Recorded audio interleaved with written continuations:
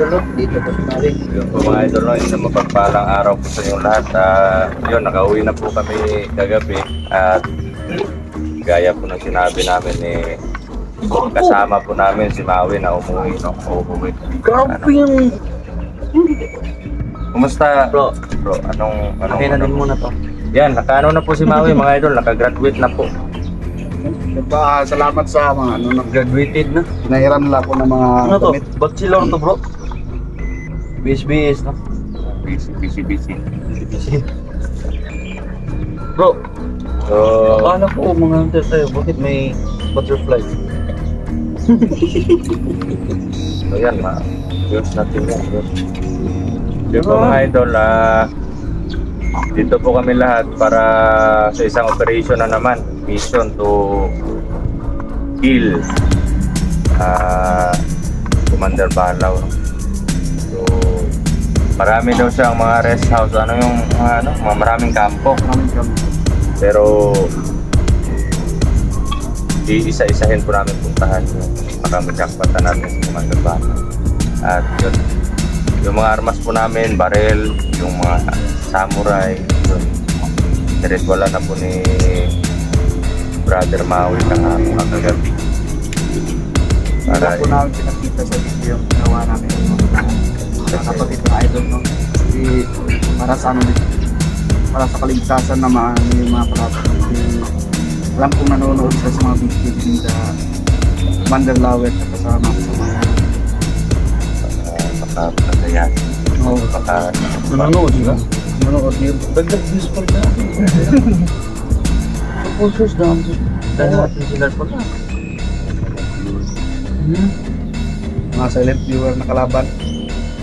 Nice.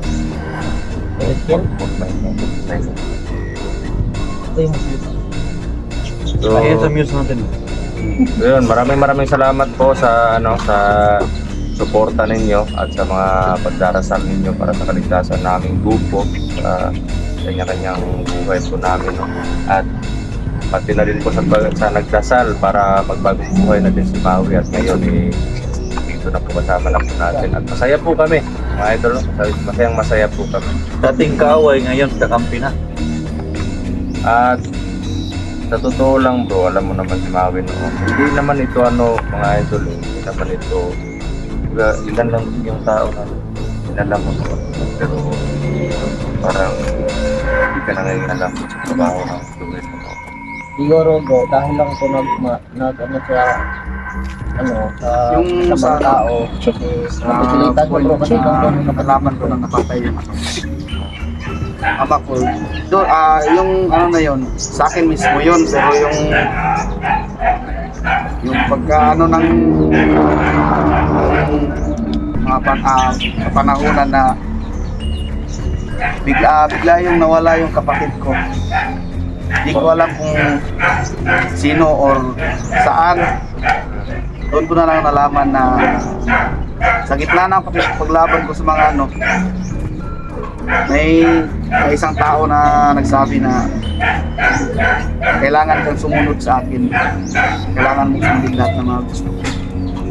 Di ko pa kasi sa tauhan lang pinadala lang sa akin. Kaya yun, pagkakita ko na kailangan kong puntahan yung location na yung kampo ni Balaw ngayon. Doon ko nakita na nandun yung kapatid ko. Oo. Yung nakita mo yung kapatid mo, nagpahalata ka ba na kapatid mo yun? O alam na talaga alam na ni Balaw yung na kapatid niya, kapatid ko si Louie. Kaya ayun na sobrang hit niya. Halos hindi niya ako papalapitin sa kapatid ko. Kaya ayun, kung ano man yung mga inutos niya, kaya ayun, nagawa ko yung pagiging masama. Kahit ano-ano na lang yung mga gawin ko. Pumunta ng Patag para gumawa ng lagim. Aminado naman ako na labag sa kalooban ko yung mga ginagawa ko noon, pero no choice ako kasi nasa kamay ng mas malakas pa sa akin na kaya ayun, nasunod ko yung mga kahit mali.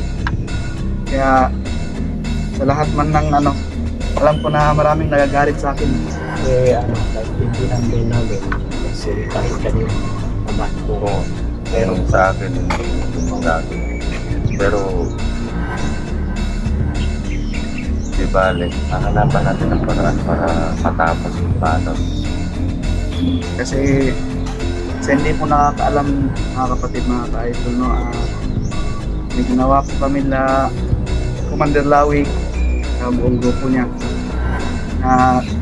Nag-usap kami, hindi lang namin pinakita sa camera kasi para maging tagumpay yung plano namin. Kasi alam ko kung paano sukuin yung mga tauhan ni Balaw, Commander Balaw, at saka kung paano sila matatablan kasi hindi pumuputok yung mga baril nila. Kaya sinabi ko sa kanila basta ganito ganyan, nakikita nyo lang sa At ito po, nag-uusap din po kami ni Maui kahapon na hindi naman pwede naman hindi natin itago po. Nung time po na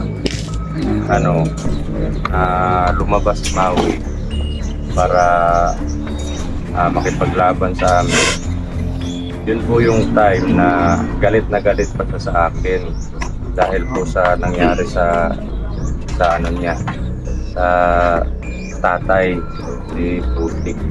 Pero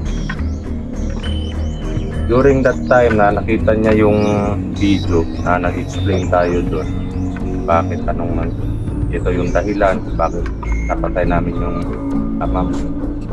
Kaya parang na siya, parang nagdadalawang isip na siya sa gagawin niya sa amin. Kaso nga lang parang tinutulak talaga ako na tinutulak ka ni yan yung dapat mong gawin. Brainwash niya ako Bini-brainwash. Para magawa ko yung mga masasamang gawain. Kasi notice talaga ako kasi alam ko pag hindi ko sinunod mamamatay yung kapatid ko kasi yan yung binili niya sa akin. Pero yung time bro na yung natamaan ka sa tiyan ng tiyuhin mo, bakit yung nag-away nung time? Yung pagka niya sa kasi ganito yun ginamit plano ni Balaw na gamitin din ako ni Turo. Kaso ayaw kong yung bang parang ayaw ko na dinidiktahan ako. Kasi may sarili kang opinion. At saka yun, nagalit ako kasi may nagsumbong sa akin na isang tauhan ko na Mander, may plano si Balaw at saka si Turo na gamitin ka lang. Noong una hindi pa ako masyadong kumbinsido. Kaya yun, pinano ko sa mga tauhan ko, nalakad ko. Kaya ayun, nalaman ko na totoo pala yung sinasabi niya na ginagamit lang ako ni tiyuhin ko ni Commander Balaw at siya ni Turo. Kaya ayun, sobrang galit ko. Mismo ang kapatid ng tatay ko gusto ring magaya yung kasakiman ni ni Balaw. Kaya ayun, mismo na ako na kailangan ko talaga itong labanan kahit tuhin ko. Kasi sa panahon nung gusto kong magbago ko, yung makipag-face talk sana sa inyo gusto ko na sanang ito sa hindi pa nakakaalam mga kapatid, mga kaidol, yung nakasubaybay dyan sa video nila. Alam ko naman na nanonood kayo ngayon. Yung panahon na gusto ko makipag-face talk sa kanila, totoo yung mga sinabi ko lahat na handa akong magbago, handa akong gawin yung tama. Kaso lang, alam kong yung ibang mga kasamaan ko, hindi ko yung tauhan lahat May tauhan si Commander Balaw doon. May nakatingin sa'yo. Pag gagawa ako ng isang eksena o isang hakbang doon na ikagagalit ni Commander Balaw, noon pa, patay na yung kapatid ko. Kaya yun yung nangyari. Oo. Kaya nga, yung pagtingin ko na napatay na yung mga tauhan na dala ko, sama yung tauhan ni Commander Balaw doon, tumakbo na ako. Tumakbo na talaga ako kasi sabi ko, may ibang pagkakataon, ibang pagkakataon pa na mas makausap ko ng masinsinan ng grupo ni Commander Lau. Hindi ka talaga nila iniiwanan Hindi. kung may lakad ka. Oo. Kasi Parang nung ano ba si Balaw sa kanya bro? Parang Bantay sarado. Oo, bantay sarado Sigurado sa pa si kasi, Balaw na baka hindi sundin talaga yung utos ng mga kasi alam niya pag kaya kung yung mga panahon na yun kung nabigyan lang ako ng pagkakataon na may takas, may makuha yung kapatid ko, di na sana naman nangyari ang lahat ng to. Kaso kadalakad ko, may tauhan ako na mismo tauhan ko. Meron din tauhan si Commander Balaw na pinapasunod sa akin. At yung mga tauhan ko, bumaliktad na talaga. Mhm. Kasi natakot din sila. Kaya ayun, alam ko na hinipnotize ni Commander Balaw yung mga tauhan ko na. Kasi nakokontrol niya eh. Doon sa video na nakita nyo na binugbog ako. Walang maano sa isip ko na ano bang nagawa kong pagkulang sa inyo. Ito ganyan. Yun na lang.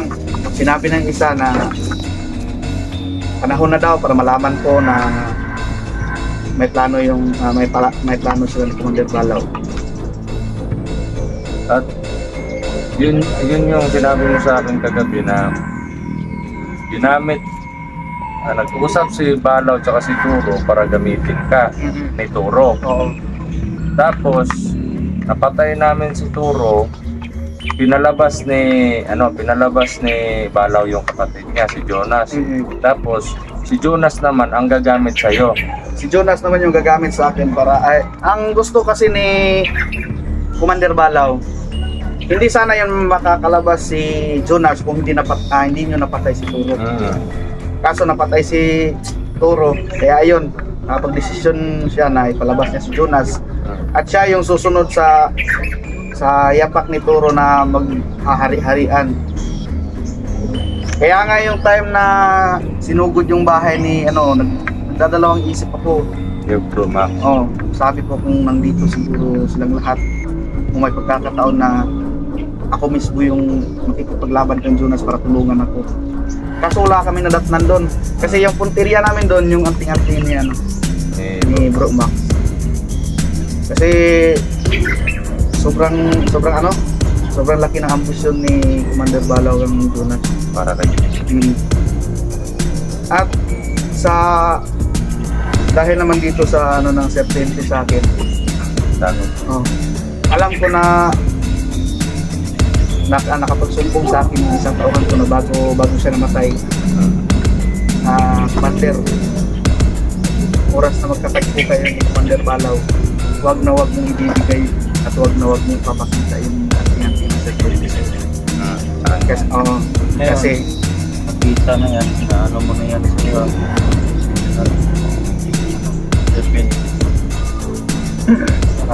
sa hanapin kita talaga ni Balaw. Dapat taguan. Pero hindi ka naman namin pababayaan. Nandito ka. At sa katunayan nga siya yung dapat na magtago. Hindi tayo. Kasi tulan na yung kasamaan niya eh.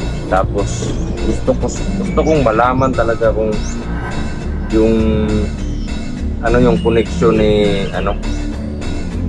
ni yung nabanggit mo Balaw si ni Commander Tikboy at saka ni Commander Balaw. at yung nasa likod nila.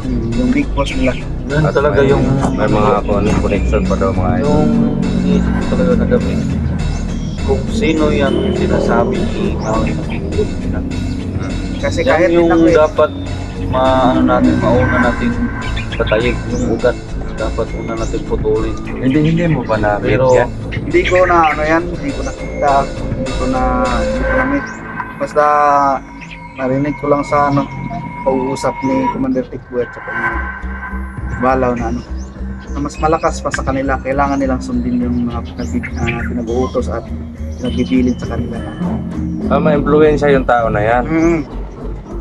Tsaka lang, yung mga tauhan ni Commander Balaw, marami siyang binigay yung big boss na sa kay Commander Balaw na tauhan. Ganon din ka ang Commander Tiksoy. Sa di ko nga alam kung saan sila nagkukuha ng mga tauhan. But halos pagbalik nila, doble-doble na yung dala nilang tauhan. May mga pa, May nagsusupply sa kanila talaga. may mga di pa yung edad, may mga bata pa. Mga bata. Kumbaga, nangunguha din sila ng dagdag na tauhan dun sa patag, tapos mga biktima nila. Tapos parang may nag-guide din na yung mga tauhan niya talaga. Kasi doon sa ni Commander Balaw, nung una pagpunta ko doon, meron siya mga tauhan na pinalakad. Tapos pagbalik nila, marami na sila. Tapos pinuntahan ni Commander Balaw, hypnotize niya. Tapos tinuruan kung paano gumamit ng orasyon, paglaban. Kasi ang punteriya niya, kahit sino. Kasi marami daw vlogger na ganito, ganyan. So kaya nagpapalakas din sila. Gumagawa sila ng malaki.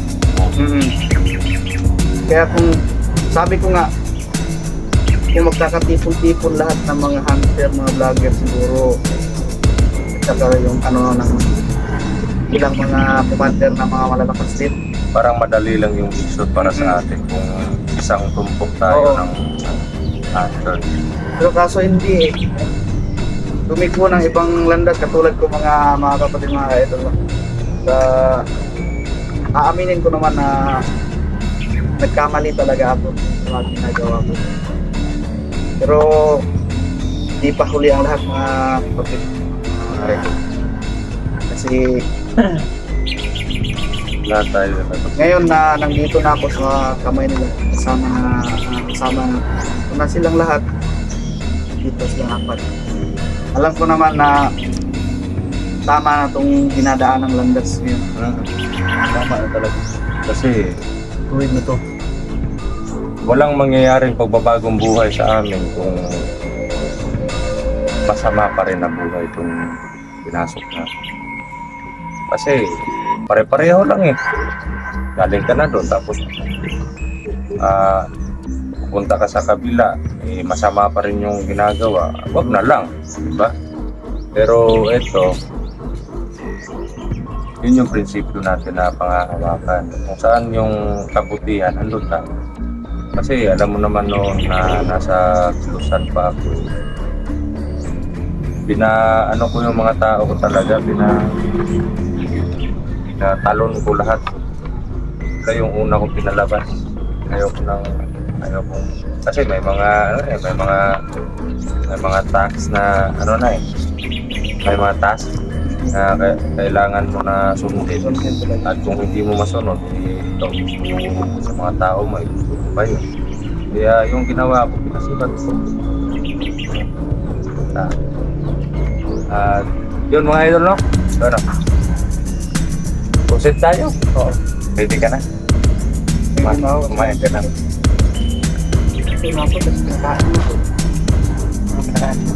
Ano pinakain? Kanin tsaka ulam. Kala ko, yung naman natin. Patay tayo. Kaya pala. Parang tatlo na kami ngayon mga idol. Para sa lahat, no? Kung galit lang siguro yung pinairal namin talagang tapos na si Patay na ako ngayon, mga kapatid. Maui. Yung pinairal namin yung Bit-bit kabaitan. pala yung ulo nito. Ginawa ko ng Kasi decoration sa bahay. alam naman natin yung tao, mayroong pagbabago talaga. Kaya, napatunayan ko rin na totoo talaga Oo. yung mga sinabi niya. Kasi yun nga, at saka Matayo. sinasabi na nga kahit kung kahit ang sabi patayin siya. na kahit ang Diyos, kahit gaano patakula yung kasalanan mo, pag naghingi ka ng patawad, siguradong papatawarin ka, diba? So kagaya natin, tao lang tayo. May puso. Kala ko may boto. Puso talaga. Hindi puso. Puso, ha? Kala ko Kasi pag boto. puto na ibang usapan na yun. Puso talaga bro, puso talaga yung puso. Ganito. Kala ko nga boto eh. Ano? Tao lang tayo, may Ayun buto. mga idol, salamat sa mga viewers natin. Sa lahat na ano, alam kong may mga dating tauhan din ako nanonood ngayon. Alam ko maiintindihan nyo to. Naimbag nga daw kanya yung amin ita. Nagtuya kon, di puder ni Commander Lawi. Salamat. So ayun mga idol, narinig natin. Kung ano, baka magbigay ka ng mensahe para daw sa mga tauhan mo, baka magbago din yung isip mo. Alam ko na ano, mahirap yung desisyon na ano, magbago kasi nasa kamay kayo ni Commander Balaw ngayon. Sa totoo lang, pagdating ko dito, hindi na ako katulad ng dati na nasa bundok pa ako na kahit yung likod ng ulo ko kahit ano, parang lagyan ng ano, mata para kung sa Bisaya pa mag-igmat lisod kayo ang kinabuhi sa bukid, no?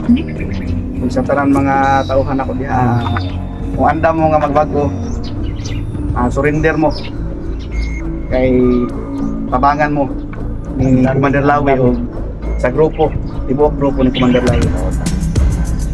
Kabalo ko nga nahadlok o nagtuo mo kung Commander Balaw ron, pero moabot ang adlaw nga magkaatubang tanin nyo. Kung naamoy isa ka pagkataon nga gusto magbago, ayaw na ninyo sayangan yung kinabuhi. Kaya ako mismo na napakita na pamatutan na nako nga dili daotan ang ilang intensyon nga mutabang. Wala may ka liho kung kanang ikadaot sa atuang tanan, hindi kayo ganun. Ya, bro, pangutana lang ko mawi sa asay ninyo. Ang bata ko ang bukid. Mas nindot ang patag, kaya lagyan kayo makita. Pero murag nabagkuhan gani ko dili kay murag sapa kayo. Murag dili pa kay ko makuan nga Manag ka naman. dagdag ko tao mo ganun mo ma-expose ka. Siyempre naanag yung Facebook. Kasi bilang manag ka na at least Pag ano gaya na o gabi nga matulog, makurat-kuratan yung daghana og mga aging sakyan ng green light. Saba man. So ano bro? Huwag kang mag-alala bro. Sasanay ka rin. proceed tayo. Kiss lang ko bro. So yun mga kapatid, no? Nalakat na ang buong grupo. Ayun mga idol. God bless po sa ating lahat. So, yan. Maraming salamat po sa suporta ninyo, pagmamahal. Sana po itubayan po tayo ng tayong lahat, no, ng Panginoon at sana po mag-ingat po sa palagi. So yun, sa kaming lahat mga idol. Ay.